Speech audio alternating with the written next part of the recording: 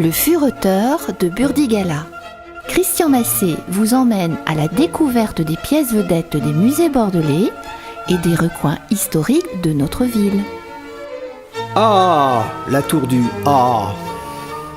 Lorsque vous contemplez le tribunal de grande instance, vous voyez à côté, presque englobé en lui, une tour où la pierre défie les matériaux modernes de la construction toute neuve qui la jouxte. Qu'est-ce que c'est que ce machin moyenâgeux fait là? Il est le témoin d'une construction passée importante et possède une histoire fournie. Il faut remonter à la bataille de Castillon en 1453 pour voir enfin le roi de France Charles VII reprendre enfin Bordeaux aux Anglais qui s'y étaient installés depuis de longs siècles. C'est la fin de la guerre dite de 100 ans et les habitants de la ville, choyés par les Anglais, avaient pris parti pour ceci.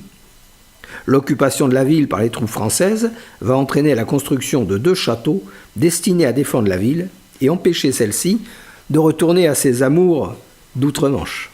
Le premier est le célèbre château Trompette, installé le long du fleuve à l'endroit occupé par les Quinconces et le cours Xavier Arnozan.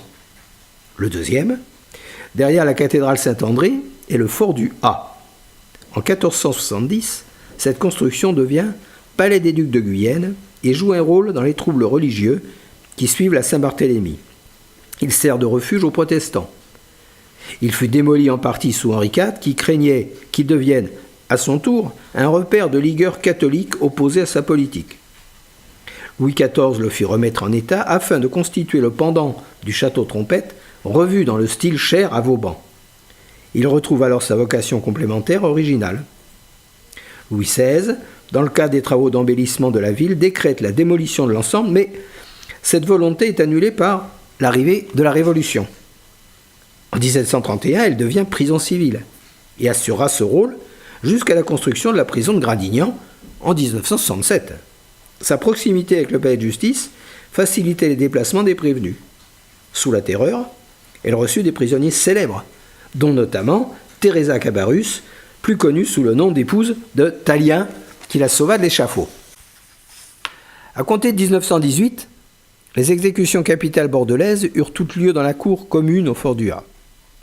La résistance, durant la dernière guerre, alimenta les cachots, et ceux-ci devinrent vite synonymes de départ vers la mort ou la déportation. Lors de son interrogatoire en 1995, Maurice Papon indiqua que, je cite, « Le fort du A intéressait très étroitement la préfecture, car on se souvenait que les détenus avaient été le vivier des Allemands pour désigner les otages. » Après la Seconde Guerre mondiale, le fort du A retrouva sa fonction de prison départementale. Parmi les derniers prisonniers célèbres figure Marie Bénard, l'empoisonneuse de Loudun, incarcérée à Bordeaux lors de son second procès qui devait conduire par la suite à l'innocenté. Le parricide René Ponce fut guillotiné dans la cour du fort le 21 juin 1960. Il en fut le dernier condamné à mort. À la suite de la construction de la nouvelle maison d'arrêt, le fort fut démoli et seul resta cette tour, vestige de l'ancienne forteresse, notre Bastille bordelaise.